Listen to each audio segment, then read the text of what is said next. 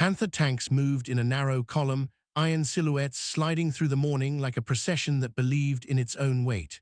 The road was tight, hedgerows pressing close on either side, ditches dark with wet soil, but it was still a road, and roads meant speed. Speed meant control, and control was what armor was built to buy.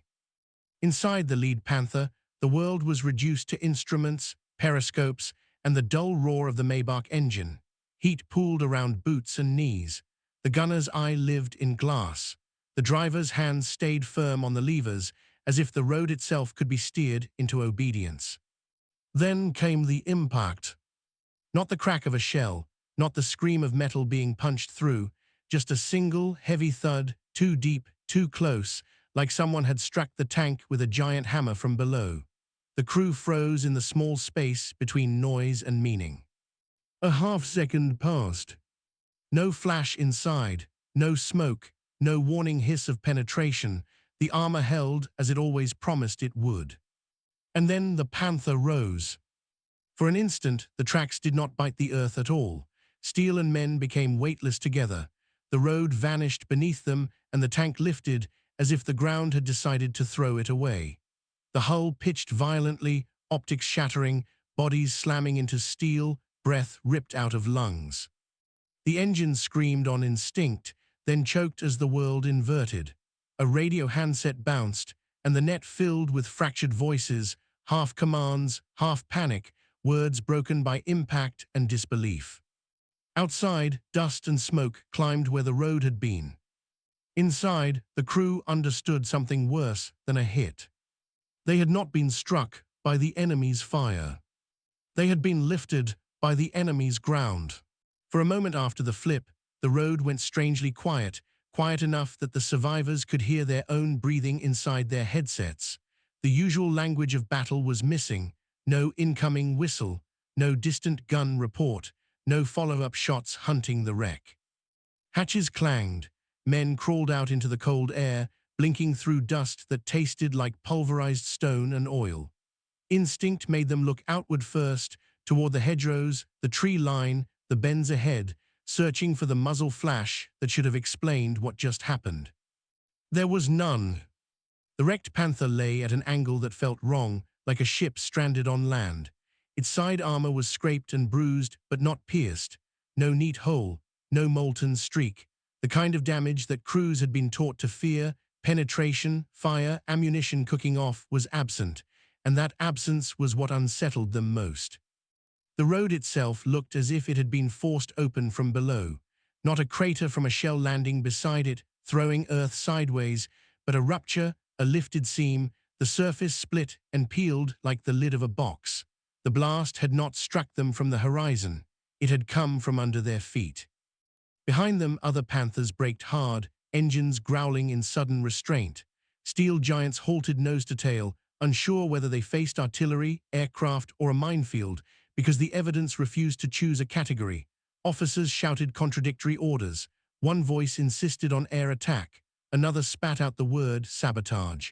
A third, quieter, said mines, as if namming it might make it real.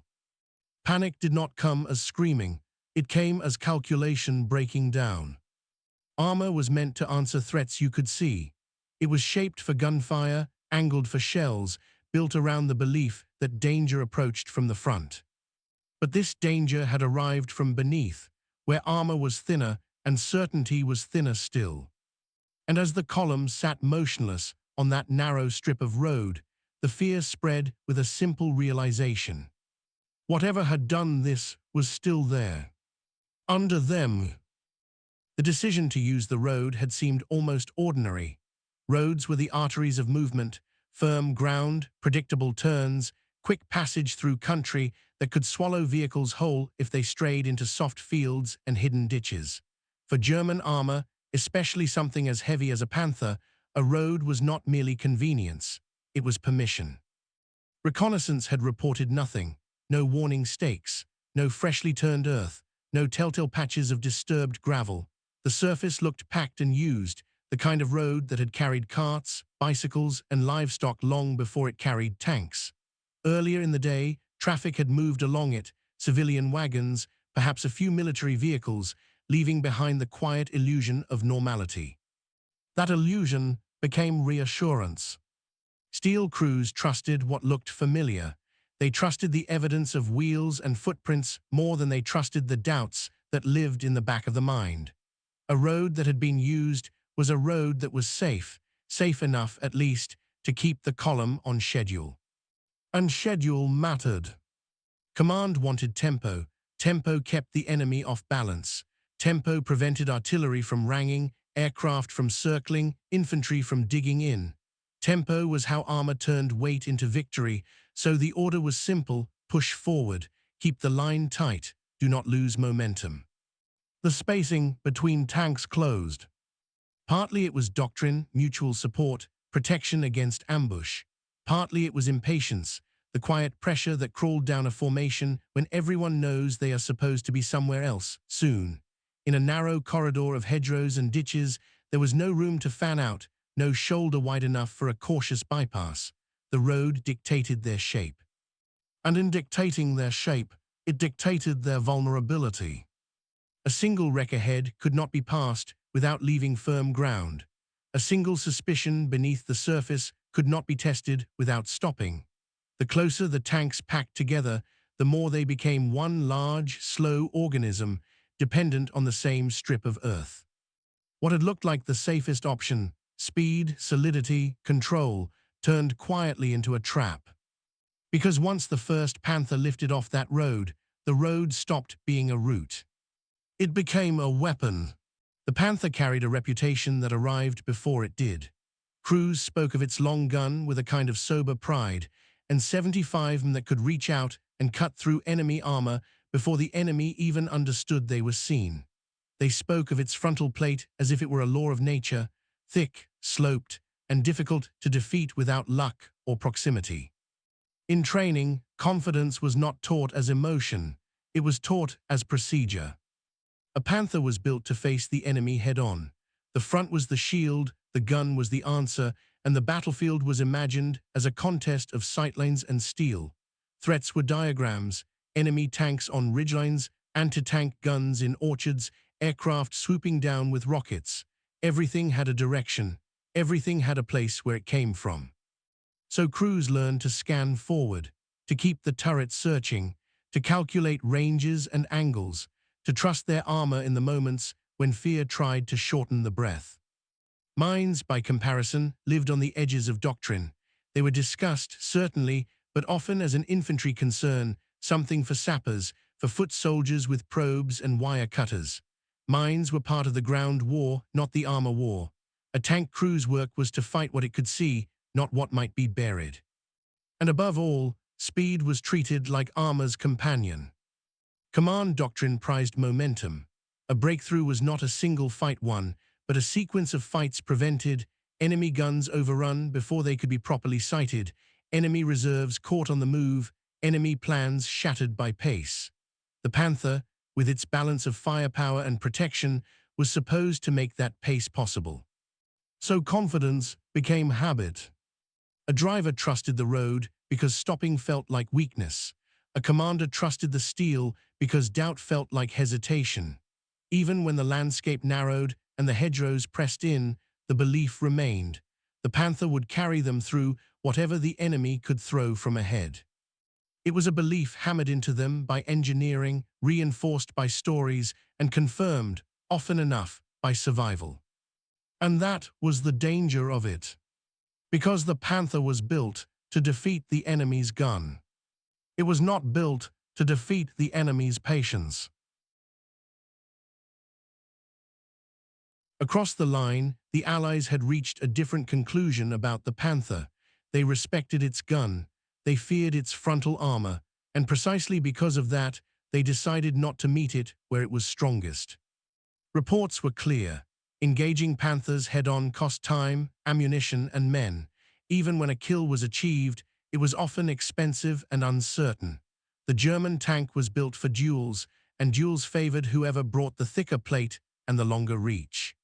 So Allied planners adjusted the question. Instead of asking how to destroy the Panther, they asked how to stop it from mattering.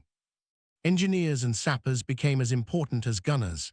Maps were studied not for firing positions, but for movement.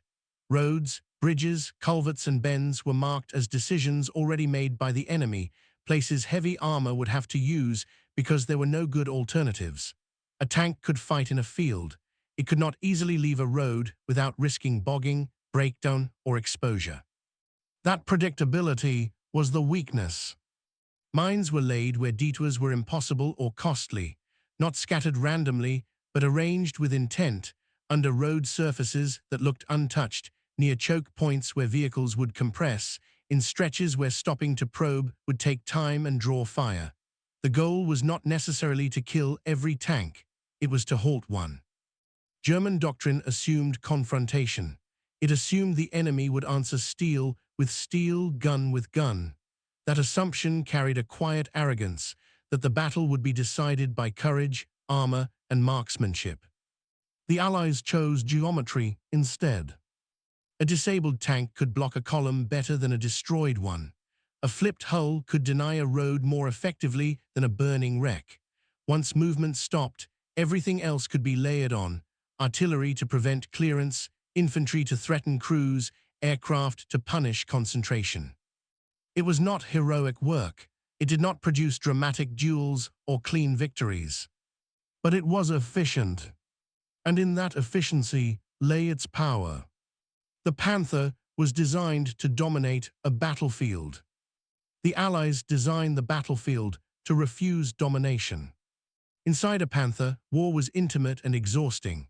Heat clung to the metal walls, trapped by armor meant to keep danger out and warmth in.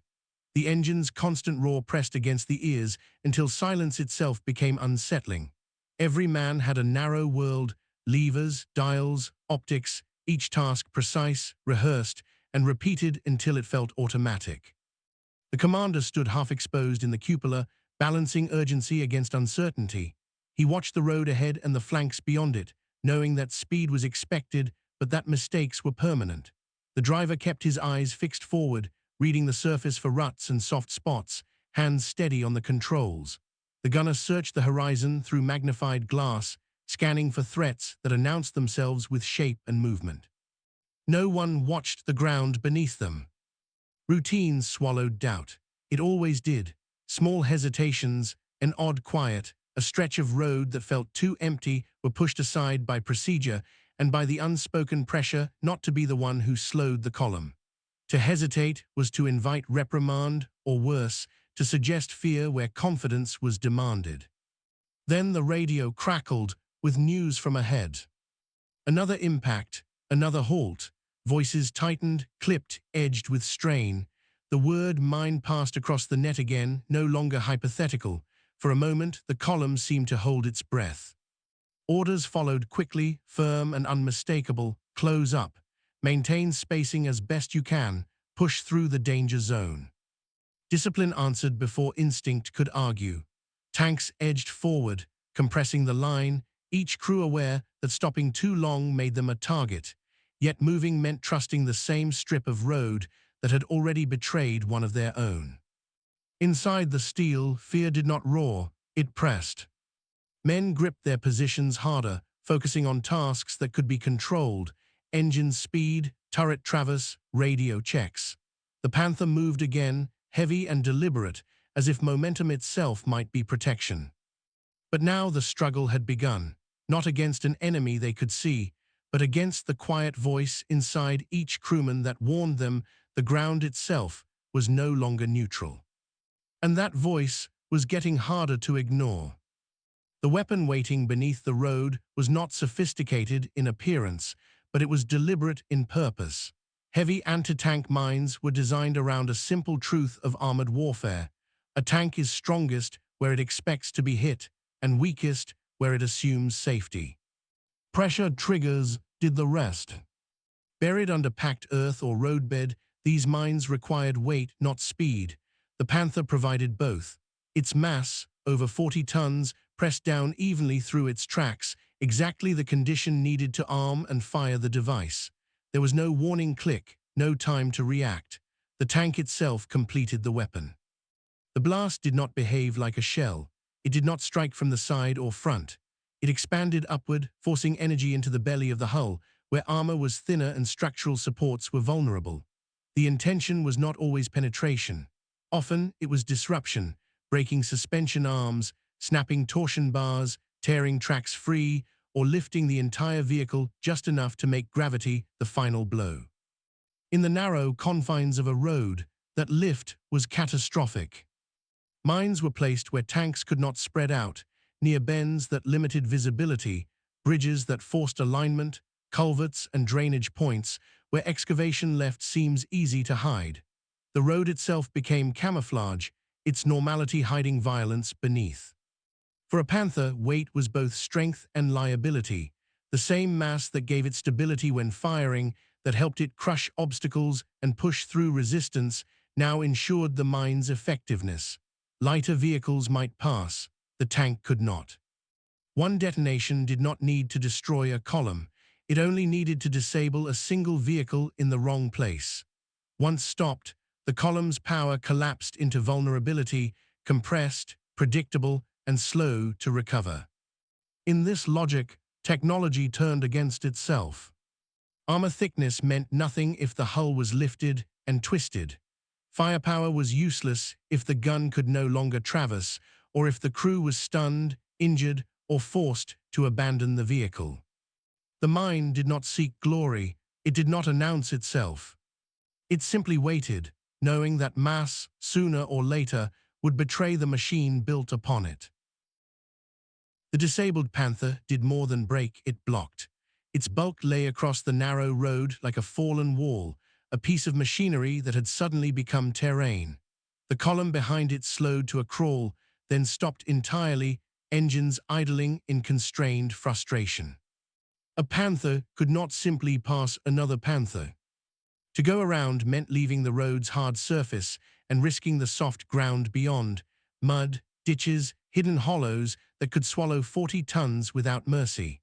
And to reverse a column under pressure was slow, awkward work, each movement measured in meters and minutes. Minutes were dangerous.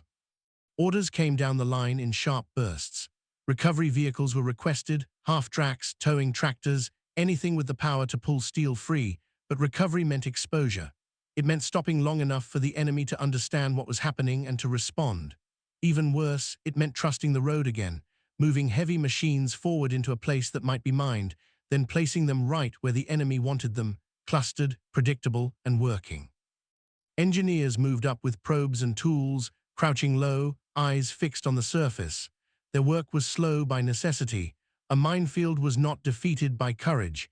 It was defeated by patience, careful pressure, and long minutes spent scraping and listening. Each step could be the next detonation. Infantry formed a screen along the hedgerows, rifles and machine guns pointed into shadows that might hold ambush. They fired at flickers of movement, at imagined shapes, at the nervous certainty that someone must be watching. The sound of small arms did not solve the problem. It only announced the jam.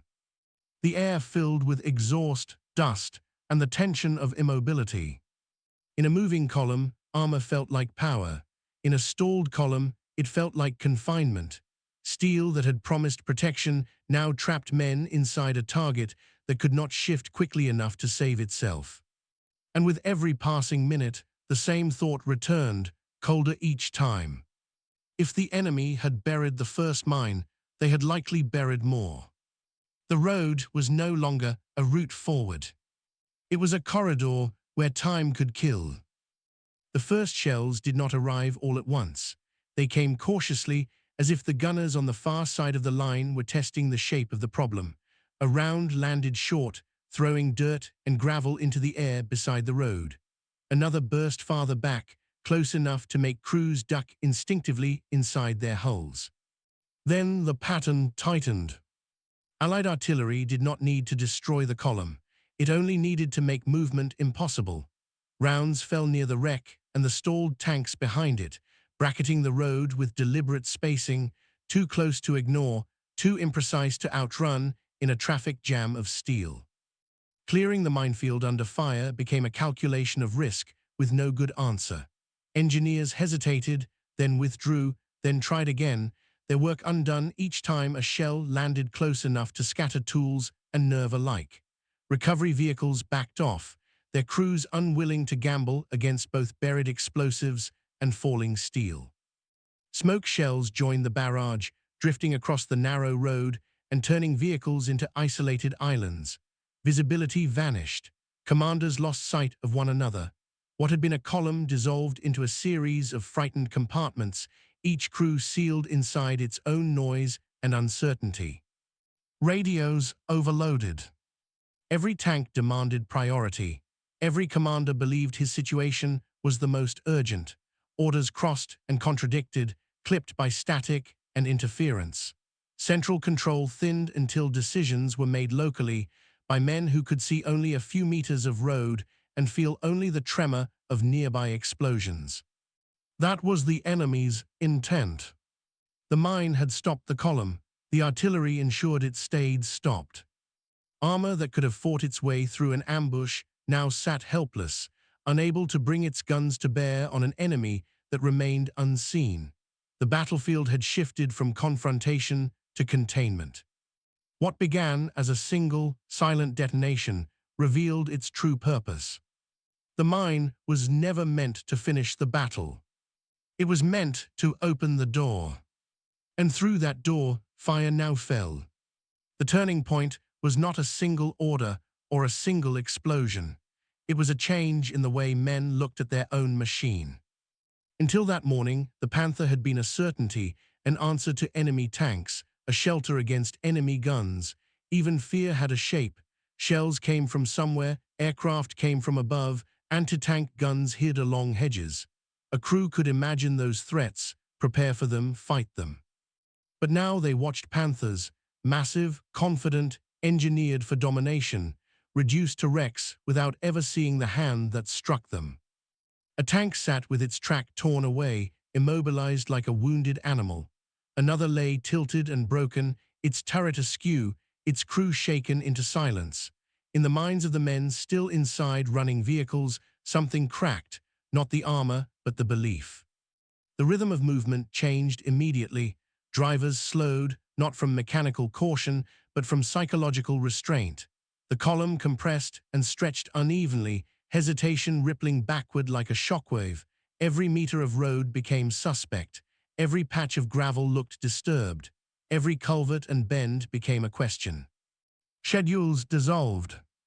Detours that might have been dismissed earlier as unnecessary now became desperate options, even if they meant leaving the protection of the road and exposing flanks to ambush or air attack. But detours also meant uncertainty, soft fields, hidden ditches, terrain that could steal a tank just as effectively as a mine. Momentum, the thing German doctrine prized, began to evaporate without a tank duel ever taking place. There was no heroic clash of armor, no exchange of long-range shots. The battlefield had been rewritten into a contest of movement versus denial. And in that contest, the Panther's virtues, thick frontal armor, powerful gun, was suddenly secondary. Commanders realized, in the harshest way, that routes were no longer theirs to choose. The enemy was shaping their decisions with buried explosives and timed fire, turning German advance into a slow, cautious procession. It was a reversal of roles.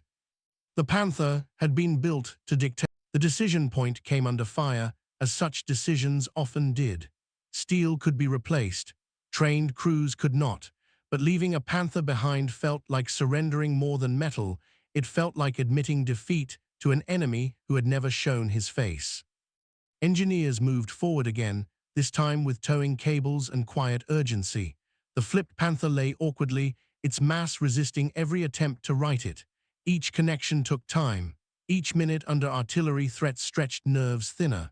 Shells walked closer, churning the road into dust and fragments, making every man feel counted. A tow began, slow and straining. The tank shifted slightly, enough to suggest the attempt might work, but then the air changed. Another detonation thundered nearby. A second Panther, moving cautiously to reposition, struck a mine of its own. The blast did not flip it, but it tore the track free and slammed the hull sideways. Any remaining doubt vanished. This was not a single device. It was a field. Orders came down with the weight of finality. Non-essential recovery was to cease. Crews were to evacuate disabled vehicles if they could, destroy sensitive equipment, and fall back on foot or with infantry support. The road was no longer worth the machines trapped upon it. Men climbed out of their tanks carrying only what they could manage: weapons, documents, personal effects stuffed into pockets. Some reached back to touch the armor one last time, a gesture half of gratitude, half of anger. The Panther had protected them, and now it was being abandoned. Artillery continued to fall, as if to hurry the choice. One by one, the hulks were left behind, silent, expensive markers of a decision made too late to avoid loss, but early enough to save lives. The climax was not destruction. It was withdrawal. A column that had advanced with confidence now moved away in fragments, leaving its steel behind to the road and the mines beneath it. Survival had won, but it tasted like defeat. What unfolded on that road was not an accident of opportunity. It was the product of a method refined through necessity. The Allies had learned that defeating German armor did not always require destroying it in battle. It required preventing it from arriving where it mattered. Movement was the true target. Mines created the initial stoppage. Cheap, hidden, and patient, they forced heavy vehicles to halt or risk crippling damage. Once movement slowed, artillery took over, not to annihilate but to contain. Shells fell where engineers would work, where recovery vehicles would approach, where crews would cluster. Repair became risk. Clearance became hesitation. Infantry completed the system. They did not charge the tanks. They observed, screened, and threatened. Their presence along the hedgerows and in nearby fields ensured that abandoned vehicles could not be easily reclaimed, and that crews evacuating under fire remained cautious, heads down, minds divided between escape and defense. It was a layered denial, each element reinforcing the others. None of it required direct confrontation with a Panther's strongest armor. None of it depended on winning a duel. And the cost balance was stark. A mine built from modest materials could immobilize a vehicle that had taken months of skilled labor to produce. A handful of artillery rounds could delay a column long enough to reshape an entire engagement. Time, once lost, could not be recovered. Reports from the front used unfamiliar language. Tanks were described as lifted, twisted, or blocked by the road itself. Officers wrote of detonations that seemed to come from nowhere, of advances halted without visible opposition. For German planners, the implications were unsettling. Timetables had to be rewritten, routes had to be reconsidered. Every road became suspect, every movement slower. The initiative did not shift with a dramatic breakthrough. It shifted quietly. By denying movement, the Allies denied choice. And in war, the side with fewer choices is already losing, no matter how strong its machines may be. The wrecked Panthers were only the most visible loss. The deeper damage spread outward in ways that were harder to measure and slower to repair. Every disabled tank reduced armored strength immediately, not in theory, not on paper, but in the cold arithmetic of what could still move and fight. A battalion built around momentum now had gaps, holes in its formation that could not be filled quickly. Replacement vehicles were not waiting just beyond the horizon. They were weeks away, if they came at all. Recovery became a secondary battle, and often a losing one. Towing a 40-ton machine from a mined, shelled road required time, fuel, equipment, and security, resources already under strain. Each attempt risked more losses. Many Panthers were written off not because they were destroyed, but because retrieving them cost more than abandoning them. Behind the wrecks, supply began to choke. Fuel trucks could not pass. Ammunition stacks piled up uselessly. Infantry waited for armor that was no longer coming. What should have been a flowing system of movement and support turned into a series of stalled compartments, each dependent on a road that no longer functioned. The psychological damage ran just as deep. Crews began to distrust the ground itself. Roads, once symbols of certainty, felt hostile. Men dismounted more often, probed more cautiously, argued more openly about routes and orders. Every delay fed the next one. Confidence did not collapse all at once. It eroded meter by meter. Command time was consumed by clearing, rerouting, and explaining. Instead of planning the next advance, officers were forced into managing stagnation. Maps filled with red marks where movement had failed. Timelines slipped. Opportunities closed. All of it traced back to a single decision point on a narrow road. One minefield did not win a battle on its own, but it altered the rhythm of an entire day's war, slowing advances, reshaping priorities, and reminding everyone involved that modern warfare was no longer decided only by what could be seen and shot. Sometimes it was decided by what could no longer move. The road taught a lesson that German doctrine struggled to absorb. Power, when concentrated, demands certainty, and certainty invites exploitation. The heavier the machine, the fewer choices it has, and in war, fewer choices mean fewer escapes. Heavy tanks like the Panther required predictable routes. Their weight limited where they could go, how fast they could turn, and what ground they could trust. Roads, bridges, and firm surfaces became necessities rather than conveniences. That necessity was visible to the enemy, and visibility turned into vulnerability. Engineering and logistics emerged as decisive forces. A mine buried by unseen hands could matter more than a perfectly aimed shell. A culvert reinforced or weakened at the right point could shape the movement of entire formations. War was no longer only about gunnery and armor thickness, it was about denying options before the fight even began. The myth of invincibility suffered quietly. Armor that could shrug off frontal hits proved irrelevant when immobilized. A powerful gun meant little if it could not be brought to bear. The Panther, a triumph of design and firepower, revealed its limitation.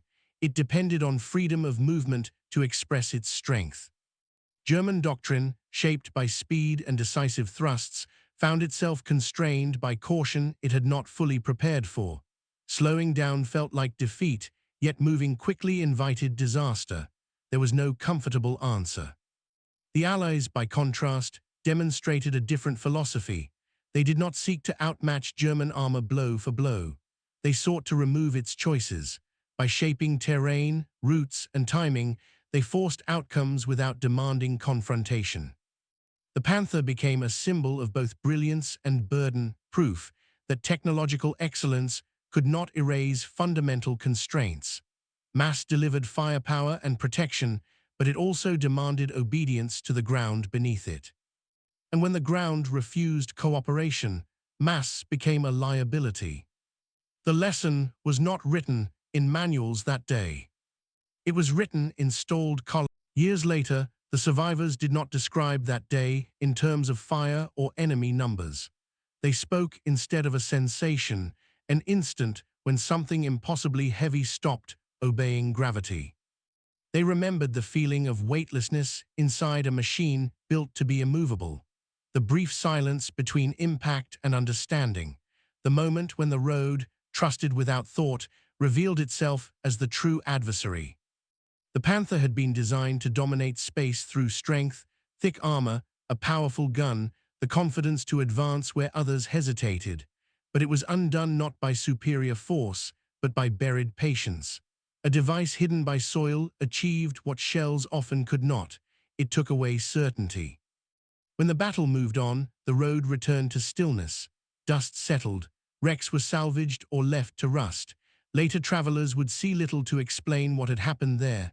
No towering crater, no obvious scar, just an ordinary stretch of ground that once betrayed extraordinary weight. For the crew, faith shifted. They still believed in steel, in training, in each other, but no longer without caution. The ground beneath their tracks was no longer neutral. It was something to be questioned, respected, even feared. This was the cruelty of modern war. Its most decisive moments were often invisible. Violence did not always announce itself with fire and noise. Sometimes it waited silently, letting the enemy complete the final step.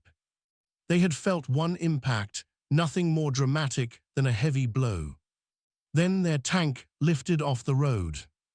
And in that brief, impossible moment, they learned that even the strongest steel can be defeated by what it cannot see.